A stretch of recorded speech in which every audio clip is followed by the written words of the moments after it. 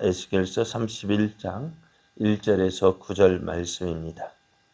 11째 해 셋째 달 초하루에 여호와의 말씀이 내게 임하여 이르시되 인자야 너는 애굽의 바로왕과 그 무리에게 이르기를 내 큰 위엄을 누구에게 비하랴.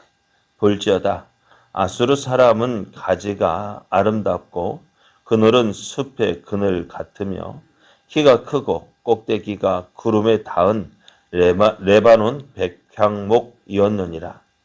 물들이 그것을 기르며 깊은 물이 그것을 자라게 하며 강들이 그 심어진 곳을 둘러 흐르며 두개 물이 들의 모든 나무에까지 미치매 그 나무가 물이 많음으로 키가 들의 모든 나무보다 크며 굵은 가지가 번성하며 가는 가지가 길게 뻗어 나갔고 공중의 모든 새가 그 큰 가지에 깃들이며 들의 모든 짐승이 그 가는 가지 밑에 새끼를 낳으며 모든 나라가 큰 나라가 그 그늘 아래에 거주하였느니라.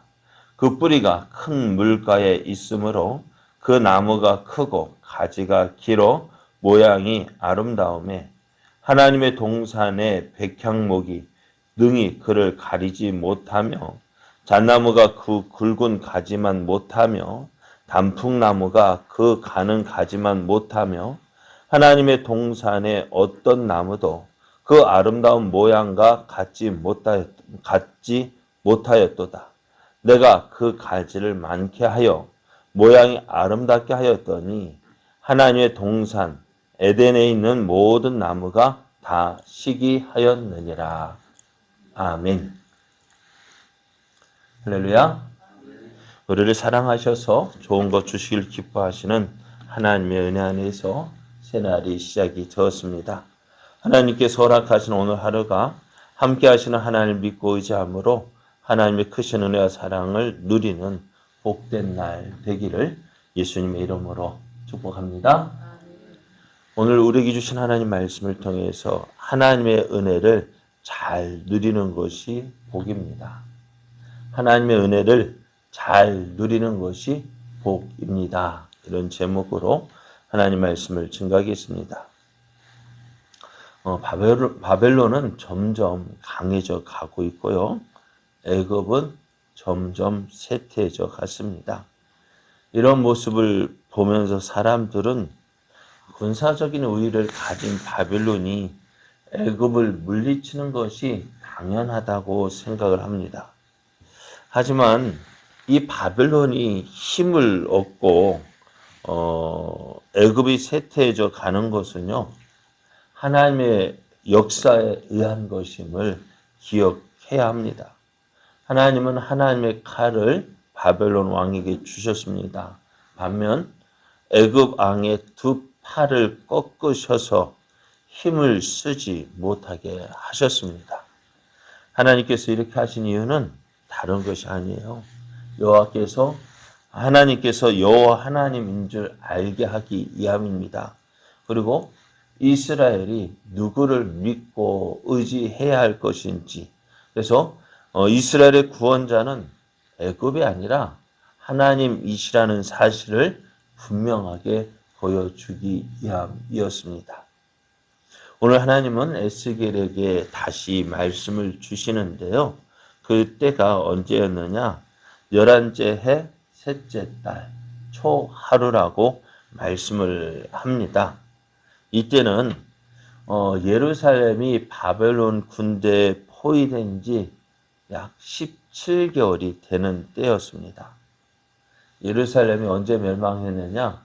바벨론이 예루살렘을 포위한 지 18개월 만에 함락이 되어졌습니다. 그러면 지금 언제라고요? 지금 몇 개월째요? 17개월째입니다. 그러면은 예루살렘은 지금 큰 고통 가운데 있습니다. 바벨론 군대가 애굽을 포위했으니 그 안에 있는 모든 식량이 다 떨어지고 사람마다 어찌 될 것, 내일은 어떻게 할까, 오늘 어떻게 지낼까 하는 염려, 걱정, 근심으로 하루하루를 지내고 있습니다. 이렇게 어려움을 지내고 있는 이스라엘 백성에게 유일한 소망은 무엇일까요? 예? 유일한 소망은 애굽 군대였습니다. 애굽 군대가 언제쯤 와서 저 예루살렘을 포위하고 있는 저 바벨론 군대를 물리쳐 줄까? 왜요? 애굽이 그렇게 약속했기 때문이죠. 애굽이 유다 왕 시드기야와 동맹을 맺으면서 내 어려움을 당하면은 네가 어려움을 당하면 우리가 도와줄게. 그 말 믿고 어떻게요? 시드기야 왕이 바벨론을 배반한 거잖아요. 그래서 지금 시드기야 왕을 비롯한 예루살렘 모든 사람들 누구만 애굽만 기다리고 있는데요. 하지만 애굽은 이스라엘을 도울 수가 없었습니다. 왜요? 지금 애굽도 자기 자신을 스스로 지킬 수 있는 그런 형편이 아니었습니다. 이미 바벨론과의 두 번의 전쟁으로 애굽은 큰 피해를 입었어요. 그래서 어제 말씀처럼 두 팔이 이미 꺾여져 있습니다. 두 팔이 꺾였는데 어떻게 이스라엘, 유다를 도울 수 있습니까? 하나님은 이런 애굽의 모습을 말씀하는데요. 이런 애굽이 예전에 아수르와 같다라고 말씀하셔요. 애굽을 예전에 아수르와 비교하신 하나님은 아수르를 어떻게 표현하느냐? 레바논의 백향목이라고 하십니다. 레바논의 백향목은요, 당시 나무 중에 나무였습니다. 그래서 견고하고 크고 또 위험으로 유명했어요.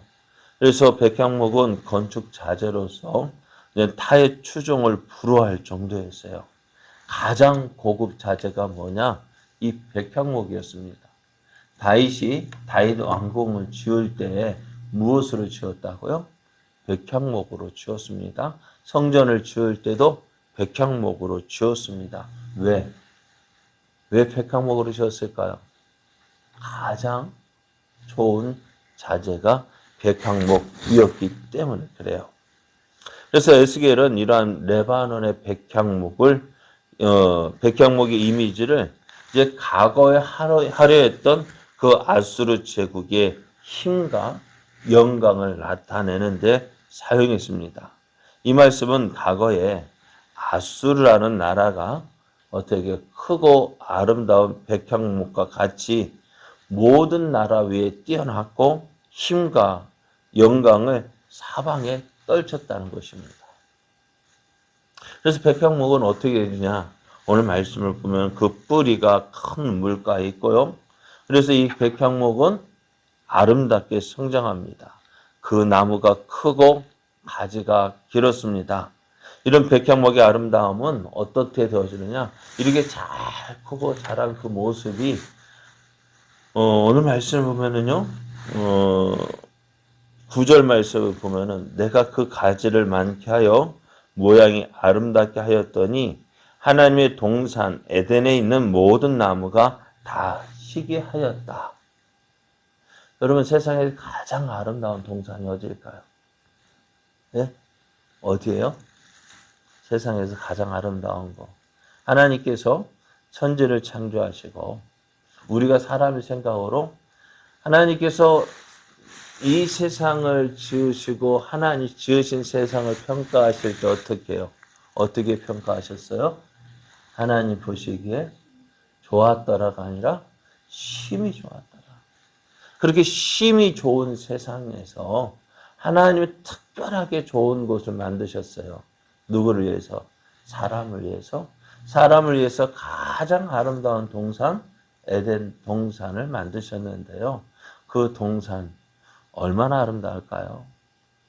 근데 오늘 말씀을 보면은요, 그 에덴 동산에 심겨진 모든 나무가 아름답고 참 좋았을 텐데 오늘 그 애굽의 모든 나무가 시기할 정도로 어디가 아수르라는 나무가 어떻게 해요? 아주 보기 좋고 아름다웠다는 것입니다. 왜 그럴까요? 왜 이렇게 아수르라는 나라가 이렇게 아름다웠을까? 하나님이 함께 하셨기 때문에 그래요. 9절 말씀 다시 보면은 내가 그 가지를 많게 하여 모양이 아름답게 하였다 했습니다. 누가요? 아수라는 그 백향목이 어떻게 아름답게 나은 것은요. 내가 스스로 내가 가지를 낸 것이 아니라 하나님 누가요? 내가 그 가지를 많게 하였다. 하나님께서 어떻게요? 그 아수르를 아름답게 하셨다는 것입니다. 그래서 아수르라는 나라가 크고 아름다웠던 이유는 뭐냐? 하나님이 저들과 함께 하셨기 때문입니다. 하나님께서 저들을 아름답게 만드셨습니다. 그런데 이렇게 아름다운 아수르라는 나라가 지금 남아 있을까요, 없을까요? 네? 에스겔이 말하고 있는 이 말씀을 전하고 있는 이때에 아수르라는 나라가 남아 있을까요, 없을까요? 있을까요, 없을까요? 없어요. 왜 이렇게 아름다운 아수르 나라가 망한 것일까요? 네? 오늘 아수르라는 나라와 오늘 그 아수르라는 나라가 누구라고요? 오늘 애굽이라고 말씀하셔요. 아수르라는 나라가 왜 그렇게 망했느냐? 그렇게 하나님께서 그렇게 아름답게 만드셨는데 아름답게 만드신 그 아수르가 어떻게요? 이 모든 것 내가 누리고 있는 것이요. 하나님의 은혜로 되어졌다라는 사실을 인정하지 않는 거예요. 누가 한 거예요? 내가. 모든 것 내가 했다는 거예요. 누구요? 하나님의 은혜로 되어진 것이 아니라 내가 했다는 거예요. 내 노력으로 되어졌다는 거예요. 내 수고로 되어졌다는 거예요. 내 능력으로 되어졌어요. 내 지혜로, 내 지식으로. 내가 가진 것으로 이 모든 것을 이루었다라고 생각하는 거예요. 오늘 애굽도 어떻게 되어졌어요? 애굽이라는 나라가 나일강을 통해서 큰 부를 이루었어요. 강한 나라가 되었어요. 그랬더니 강한 나라가 되었다고 한 이 애굽이 어떻게 해요? 야, 나일강을 누가? 그러니까 내가 나일강을 있으면서 내가 나일강을 자기가 만들었다는 거야. 나일강은 내 것이고 이 나일강은 내가 만들었다. 하나님께서 그 모든 것을 주셨는데 하나님께서 주신 그 은혜를 누리면서요. 어떻게요? 누가 그 모든 것 주인은 누구예요? 하나님임에도 불구하고 누구 것이에요? 내 것, 내 것, 내 것. 내가요. 그러다 보니 전에 말씀드렸죠. 교만한 자의 특징이 있다면은요. 무엇일까요? 네? 교만한 자의 특징은요. 모든 건 내가 했다는 거예요. 또 하나는 그러니 내가 했으니 뭐가 없을까요? 감사가 없어요. 감사할 게 있어야죠. 내가 수고했고 내가 노력했고 그러니까 모든 건 내가 했는데 감사가 없죠. 그래서 오늘 그 애굽이 이런 놀라운 은혜를 받았어요.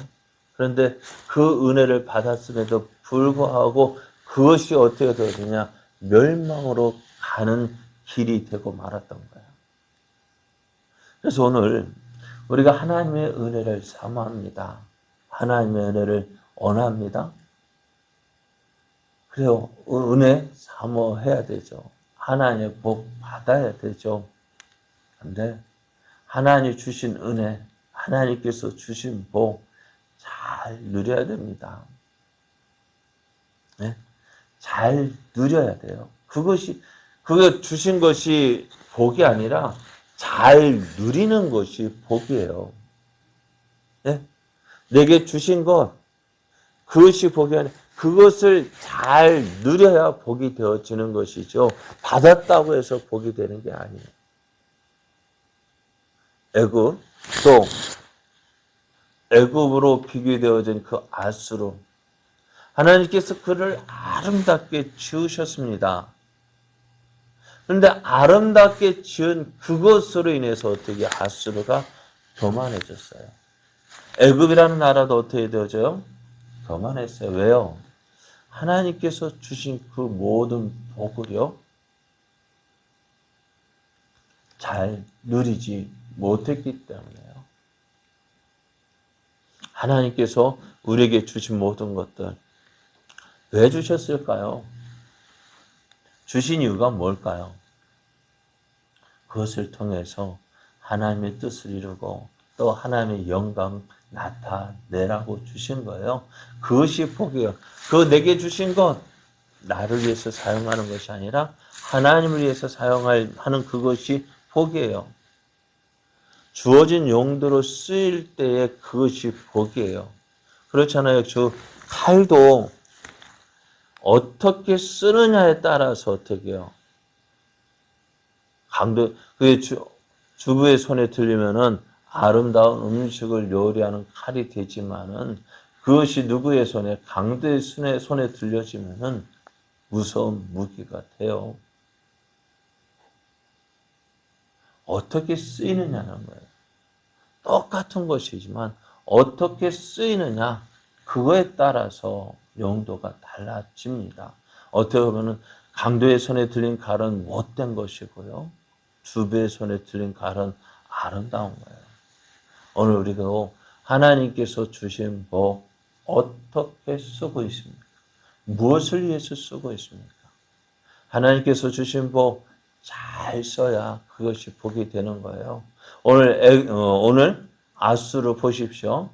하나님께서 그 모든 것 좋게 주셨는데 애굽도 하나님께서 그 모든 좋은 것을 그에게 주셨는데 그것을 어떻게 썼습니까? 하나님께서 주신 것 잘 쓰는 것, 하나님께서 주신 그 모든 복 잘 누리는 것이, 하나님께서 주신 것 잘 누리는 것이 복이에요. 오늘 우리가 기도할 때 하나님 내게 주신 것 잘 사용하는 자 되게 하여 주옵소서. 그것이 복이라 하셔서 잘 사용해야죠. 잘 사용함으로 하나님의 뜻을 이루고 또 하나님의 영광을 나타내고, 그래야 할 때 하나님께서 어떻게 하실까? 그것을 통해서 더 좋은 것들로 채워주시는 그런 은혜를 누리는 저와 여러분 되어지기를 예수님의 이름으로 축복합니다.